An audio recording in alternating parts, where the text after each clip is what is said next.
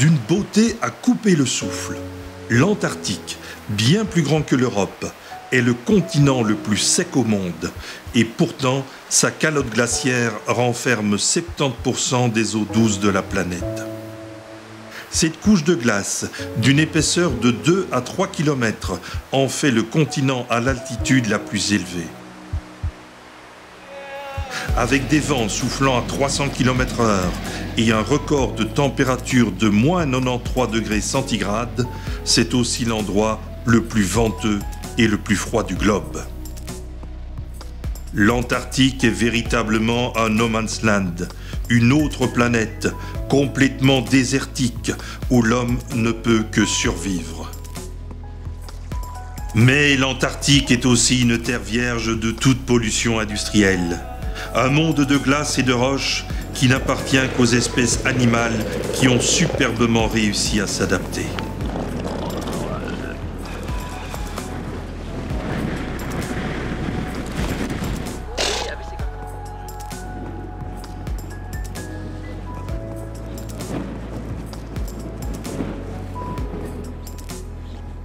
La faune de l'Antarctique se retrouve en totalité sur les pourtours côtiers et dans les eaux de l'océan austral. Dans les eaux glacées, 300 espèces de poissons vivent. On y observe également des centaines de millions d'oiseaux, de cétacés et de phoques.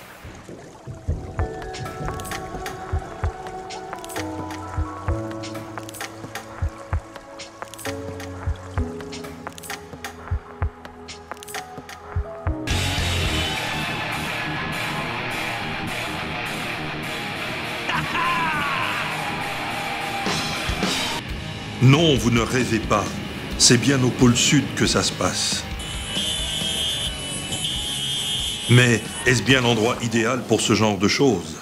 Et comment en est-on arrivé là? Tout a commencé il y a longtemps, bien longtemps.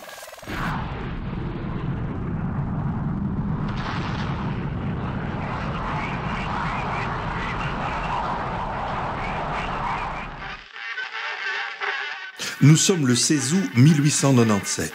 Le Belge Adrien de Gerlache quitte le port d'Anvers à bord de son bateau, le Belgica. Avec lui, 2 hommes.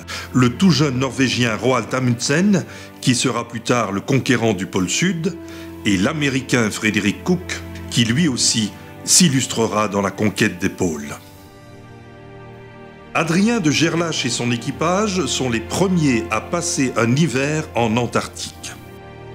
Cette expédition fut cependant à 2 doigts d'une fin dramatique, tous les participants étant atteints de scorbut. Un des membres mourra d'ailleurs et 2 autres deviendront fous. C'est finalement Frederick Cook qui sauvera le reste de l'équipage en les forçant à manger de la viande fraîche de manchots et de phoques riche en vitamine C.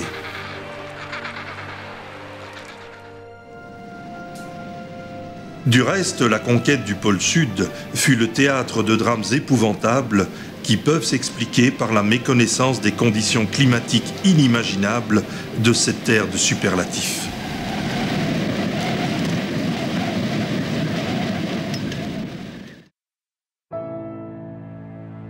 Au début du XXe siècle, son isolement est total. Le voyage en bateau depuis l'Australie ou la Nouvelle-Zélande prend de 1 à plusieurs mois. Pour y parvenir, il faut affronter les terribles tempêtes des mers australes avec des vagues de plus de 15 mètres qui endommagent les structures des bateaux et emportent les hommes. Parmi les drames humains qui se déroulèrent en Antarctique, le plus poignant est la course implacable pour la conquête du pôle Sud que se livrèrent en 1911 Robert Scott et Roald Amundsen. Robert Falcon Scott était un officier anglais ayant à son actif une expédition en Antarctique entre 1901 et 1904. Pour arriver au pôle, il va choisir la voie ouverte en 1909 par l'explorateur anglais Shackleton qui arriva à 180 km du pôle Sud. Un chemin de 2800 km en remontant le glacier Bertmore long de 160 km. Le second protagoniste de cette course, Roald Amundsen, était un explorateur norvégien qui avait réussi l'exploit de découvrir à bord de son petit bateau le passage du Nord-Ouest entre le Canada et la banquise arctique.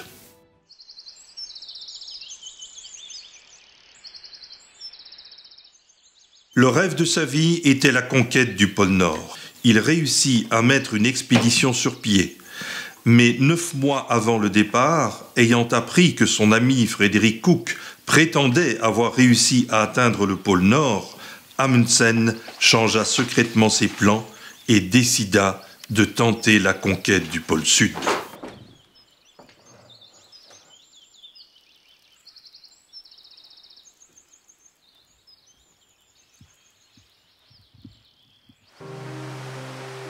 Pratiquement ruiné par les préparatifs de son voyage, il quitte Oslo à bord du Fram. Ce n'est qu'à Madère qu'il annonce à son équipage la vraie destination de l'expédition. Il envoie également un télégramme laconique à Scott pour l'avertir de son projet. Scott, arrivé en Antarctique avec 65 hommes, met le premier été à profit pour établir des dépôts de vivres et combustibles qui serviront lors de la tentative finale l'été suivant. Malheureusement, contre l'avis de ses compagnons, le plus gros dépôt, d'1 tonne, sera installé trop près du camp de base. Cette erreur lui sera fatale.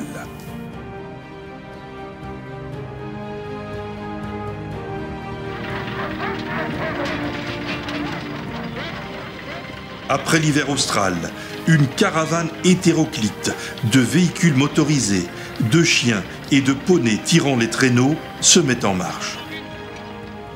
De son côté, Amundsen se prépare. C'est un explorateur expérimenté. Il a passé toute sa vie à apprendre les techniques de survie en milieu polaire et à les perfectionner.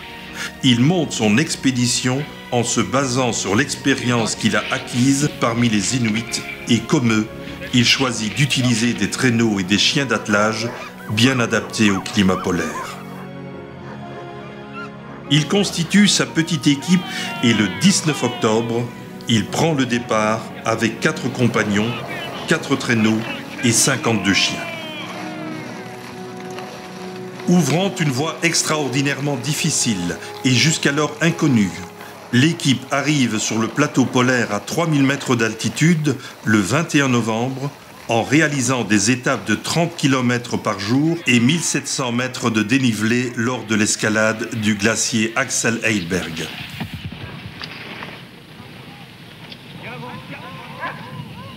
L'idée d'Amundsen est de tuer les chiens les plus faibles au fur et à mesure du trajet pour nourrir les hommes et les chiens restants. De cette façon, il résout le problème du transport et celui de la nourriture. Mais pour un homme sensible et aimant les chiens comme Amundsen, c'est un cauchemar. Il ne participe donc pas à l'abattage des chiens.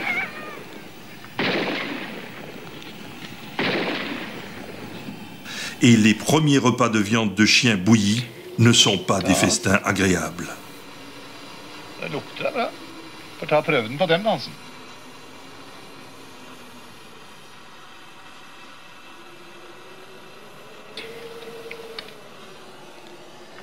Hvor det smaker like bra. Ja, prøv på den. Det er jaggu meg godt. Det er godt. Mais grâce à l'apport de viande fraîche dans leur alimentation, cette terrible méthode permet à Amundsen et son équipe d'éviter le scorbut. Et le 14 décembre, ils atteignent le pôle Sud. Pour témoigner sa reconnaissance à tous les membres de l'équipe, Amundsen leur demande alors de planter le drapeau norvégien avec lui.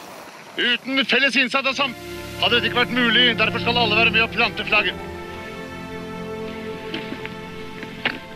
Så planter vi deg, du kjære flagg, på Sydpolen, og gir sletten den ligger på navnet Kong Håkon den 7. Une petite tente est montée et des mesures de latitude sont multipliées durant 24 heures pour s'assurer qu'ils ont bien atteint leur objectif. 5, 4, 3, 2, 1, 12 akkurat. 46 grader, 12 minutter. À ce moment, Scott est encore à 572 km du pôle. Dès le début de son expédition, les véhicules motorisés tombent en panne. Les poneys doivent être abattus au pied du glacier Bertmore. Ce sont alors les hommes qui devront tirer leur traîneau de 360 kg sur la distance de plus de 2000 km aller-retour. Scott et son équipe atteignent le pôle le 18 janvier 1912. Constatant qu'Amundsen les avait précédés de 5 semaines, la déception et l'amertume de Scott se lisent dans son journal.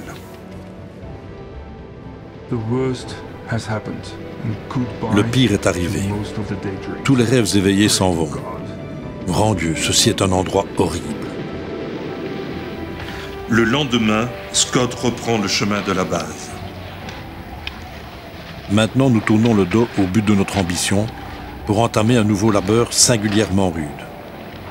1280 km pendant lesquels nous devrons haler notre traîneau au prix de pénibles efforts.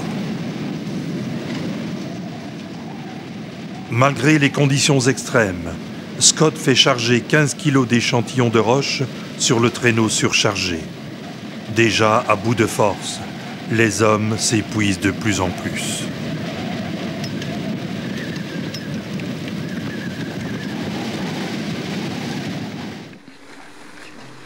Les bidons de combustible mal conçus, placés dans les dépôts, laissent échapper le pétrole destiné à fondre la neige, indispensable à la préparation de boissons. Vendredi 26 janvier. Maintenant, nos nuits sont courtes. Notre appétit grandit. La nécessité d'une ration un peu plus abondante se fait sentir.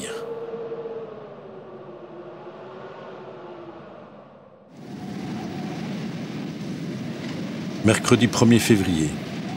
Notre état ne s'améliore pas, surtout celui d'Evans. Notre compagnon s'affaiblit et son humeur devient sombre. Nous avons la figure gercée et crevassée par tous les vents que nous avons subis.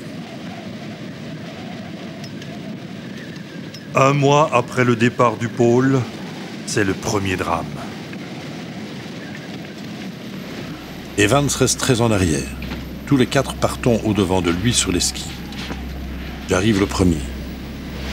L'aspect de notre pauvre camarade est effrayant. Il est là, à genoux, le regard égaré.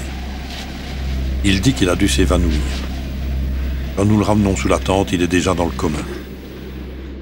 À minuit et demi, il s'éteint doucement.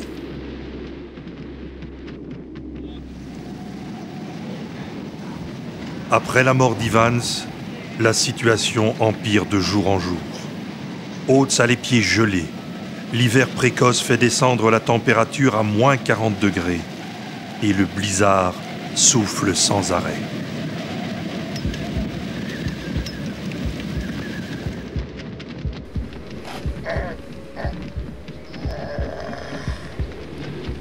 Samedi 10 mars. Les pieds gelés d'Oates sont encore en plus mauvais état.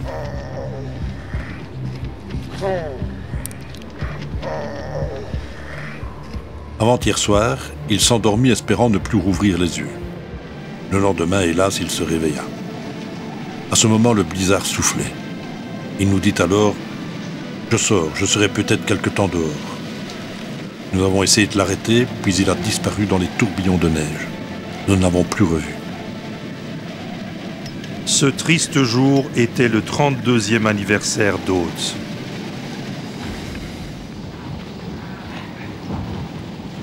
Après le sacrifice d'Oates, les derniers jours des 3 survivants seront cauchemardesques.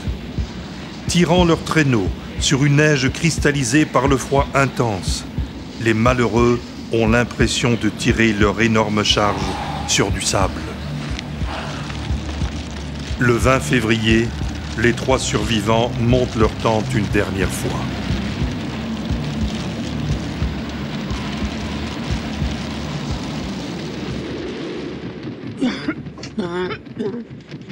Maintenant, tout espoir doit être abandonné. Nous tiendrons jusqu'à la fin, mais nous nous affaiblissons graduellement. La mort ne peut plus être loin. C'est épouvantable. Je ne puis écrire plus long. Pour l'amour de Dieu, occupez-vous des nôtres.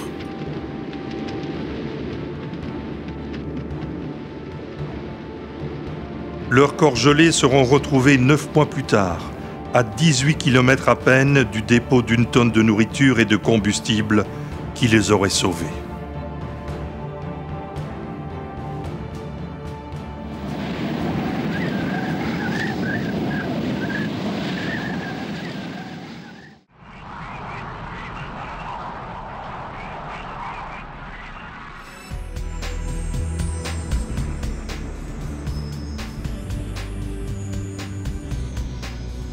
Malgré l'évolution permanente de la technologie, l'Antarctique est véritablement, encore aujourd'hui, le lieu le plus inhospitalier de la planète. Un endroit où la moindre négligence peut être mortelle.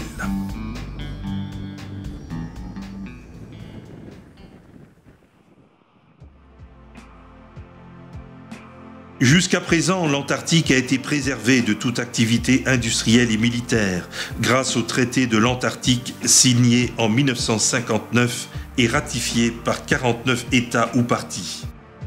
Le monde a bien changé depuis l'expédition du Belgica en 1897. Des activités dites pacifiques, telles que le tourisme, commencent à prendre de plus en plus d'importance, avec actuellement plus de 35 000 visiteurs par an. Mais est-ce bien l'endroit idéal pour ce genre de choses?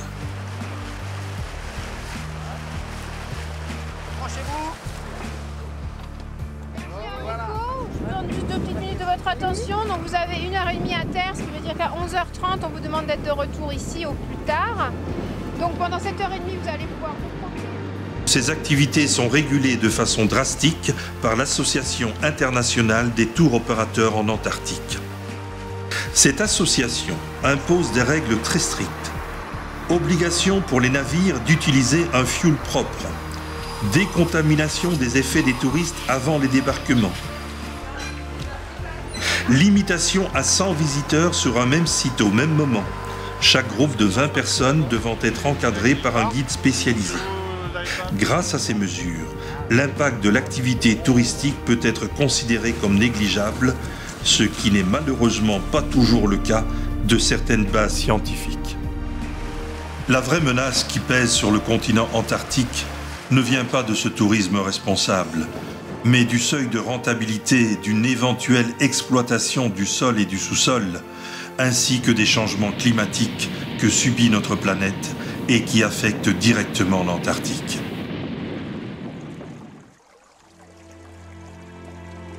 Par souci de protection de ce continent indispensable à la survie de l'humanité, souhaitons qu'il continue à rester un no man's land, une terre qui n'appartient à personne et surtout qui n'est utilisée qu'à des fins pacifiques et non industrielles.